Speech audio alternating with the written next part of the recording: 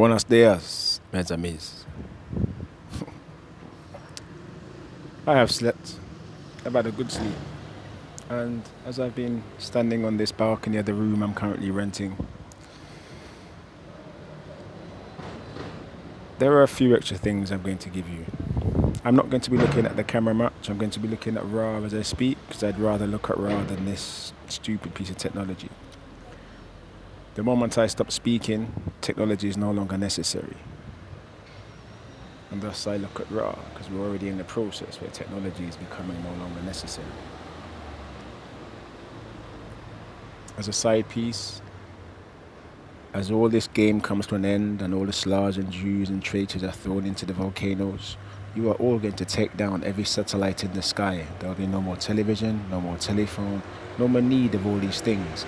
And you're going to be seeing the truth of this as we move into the future. Some of you can already see the truth of this because you can hear.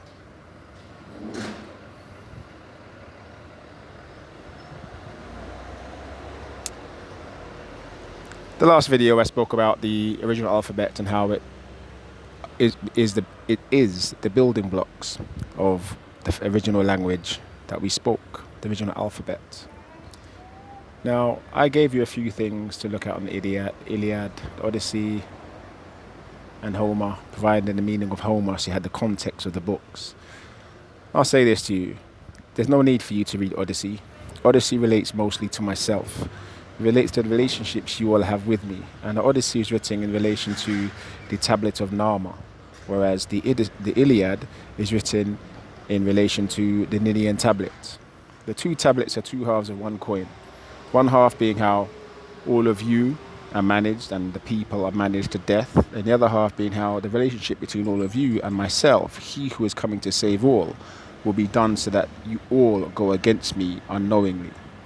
So you do not have to read the Odyssey if you don't care to, because most of it relates to myself and you do not have my experiencing in life. So much of the book you are not going to understand unless you can see how your relationship has been used against me in my life. Yet, before I begin, the parts of Odyssey that relate to now, Penelope, the wife of Odysseus, she is harangued and harassed by all the people while he's away, as they try to take her as their own wife. And in the process, all her housemaidens become whores, traitors to her, rather than remaining on her side and protecting her. What this relates is my soulmate and how they harass and harangued my soulmate in her life. And all you females all over the earth, how you all became whores and traitors to her and to all your own sisters in the process. This is what's related in the Odyssey. Also related in the Odyssey is how Laertes, I clean and heal Laertes. Odysseus does this. And once Laertes is healed, Laertes stands up and assists Odysseus in the killing, chopping off the heads and burying of all those who brought this despair unto his house, and my house is the earth. We are in this space right now. Now, it's very telling that at the end of the book, before he does so, the 12 axes are lined up on the earth, and he draws the bow as only he can after putting the string upon the bow and flies an arrow straight and true right through all the axes, connecting them all as only he can. Now what this relates to 12 axes of the 12 tribes, you, my people, Moreno, humans of earth, because they split you into 12 tribes. Your knowing of this is the 12 tribes of Judah. Remember, Judah, the J is false.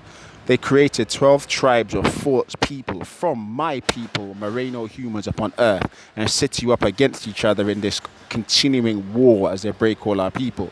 The 12 axes in the story of Odysseus at the end are the representation of my 12 people, the tribes that they have made, coming back together as one as I string you together through the arrow that lines you all up and joins you together. The placing of you on earth is because you now come together, grounding on the earth, grounding in the earth as I've shown you in the videos, utilizing the breath as I've shown you and instructed you in the videos and in the writings. And as you do so, you come together. The stringing of the bow and the drawing of the bow represents my journey in life, because what you don't realize that an idiot, what's his name, Paulo Coelho, the traitor who came here to South America, had access to some of our material that the imperialists stole when they raided this country and killed and ate all the people, the original people. He had access to some of these stories, and from these stories he wrote The Way and the Bow, as well as other stories. In fact, nearly every book he wrote has come from the access he's had to the material of our ancestors, which they hide on this continent. Remember, they told you we were not a writing people, and I've covered this in some of the earlier videos in 2015, 2016. He is a traitor. In one of his books, The Way and the Bow, and other books of the Chinese people also, none of them know what they're talking about. The bow is literally the feet grounded into the earth as the head is rising to the universe. And I've shown you how to do this on the chair when I say you ground into the chair through the hips and let your head rise to the universe as you breathe into the stomach and become. And that's the first part of it, because when you do the standing meditation, you ground through your heels, as I've shown you, and that process still continues. The bow is the rising knowledge, the absorbing of light as the spirit grows in the body. And the firing is obviously how you use your knowing that you develop throughout your life to free your people, which I have now done and have been doing my whole life. And now you, as the 12 axes, the 12 tribes of Judah, the Judeans, they've made you those of the fourth open trinity, never changing with the first and primary breath, because you're not. Now you will come together as you do so, because you will begin changing again, utilizing the breath, grounding in the earth, and come together as a people. And Laertes is the earth. Now I have already healed the earth energetically.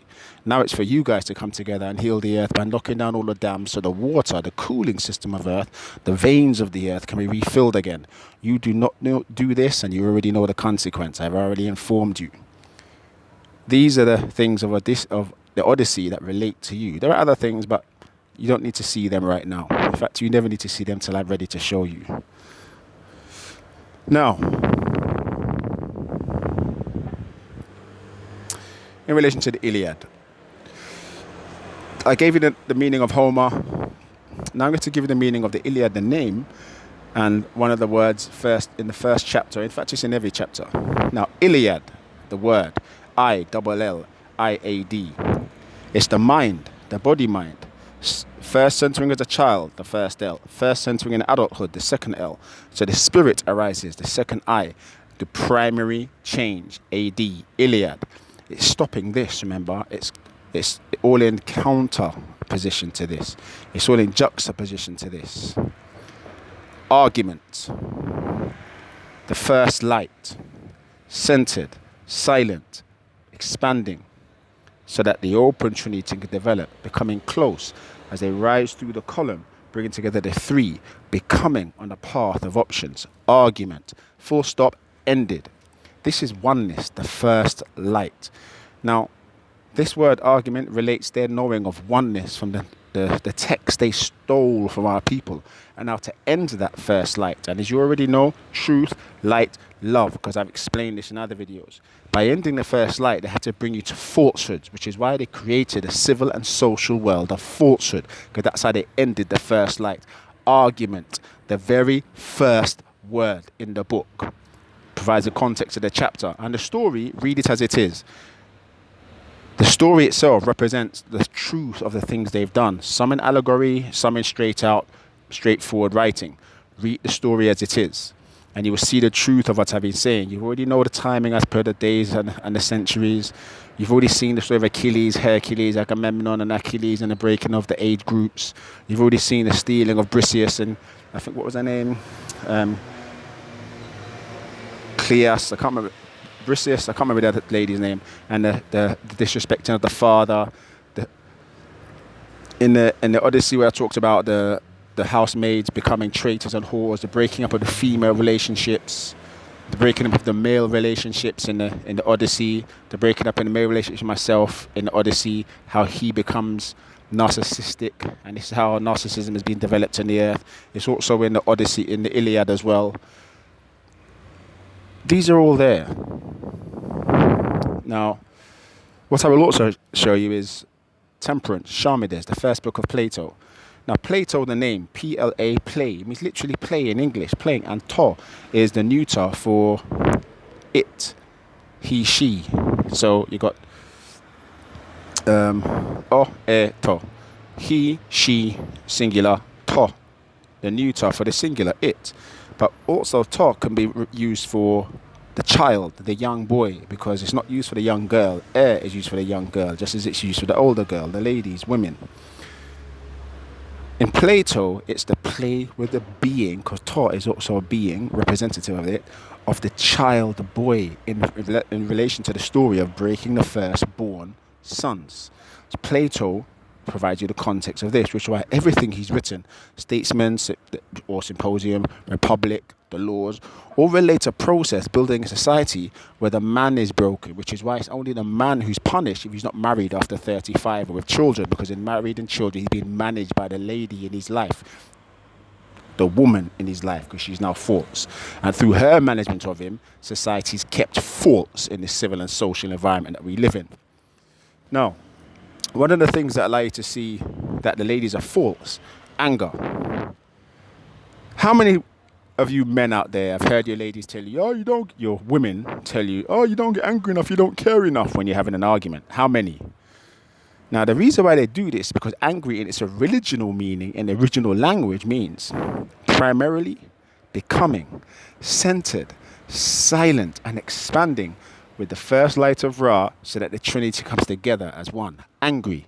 But if you become angry as they have taught you what angry means, it serves no purpose, because anger is to lose all your faculties, lose all control of yourself, and thus you serve no purpose. And this is one of the reasons why women like their men to become angry, because then you're uncontrollable. They can control you much easier. You serve no real purpose when you're angry. And this is why throughout my whole life, they've been always trying to make me angry, so that I do not serve the purpose I gave myself as a young boy.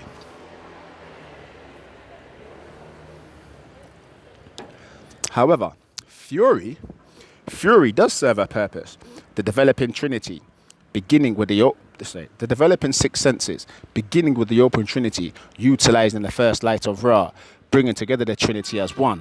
Fury, as you can see, my whole life I've lived in controlled fury, so that when I leave my vessel, every miscreant, backside, blood clot is going to pay the price from then till now of all the things they have done, all the orchestrations, all the organizations, every act of falsehood, every act of death, every act of murder you are going to pay for.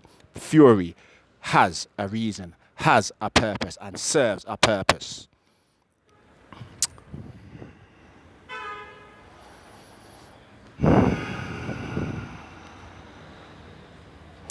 Now, back to temperance and Sharmades, as I said.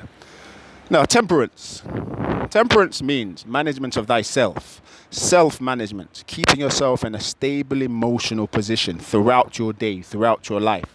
Where Sharmades, providing a context for the story, is the C, falsehood, breaking, H, the breath, taking it from smooth to rough, so that the primary light never comes close to the mind spirit, changing as you rise through the column, bringing together Trinity on a meandering path of life. Sharmades. This is what it means, to never let that happen. The temperance that human beings are supposed to have. And you can read the story as it is, how they use Socrates to entice that young boy into being a batty boy, becoming gay, his first act of a gay sexual experience. And you see throughout the whole thing, the circuit arguments, the building of arguments they use against us in life, never teaching us the truth or starting at the truth and bringing us to a falsehood in their arguments. This is what they've used Socrates for. Socrates was never a real person. He was just a muse used by these people who created the mythic Plato, because Plato was never real, as you can know by the name. Most of these writers were never real. It was teams of Jews and Slavics all together making these writings, organizing these writings, developing it from our original writings they stole after they killed our people of the Asia Minor and the Central Mediterranean, North Africa, the Assyrians, Egyptians as you now know them. Thus now, you have more to add into the things I've already shown you. You can now start seeing these truths for yourself. Now, here, my beautiful people, if you do not begin seeing these truths for yourself, you are going to make it clear to me that you are all traitors in your own selves.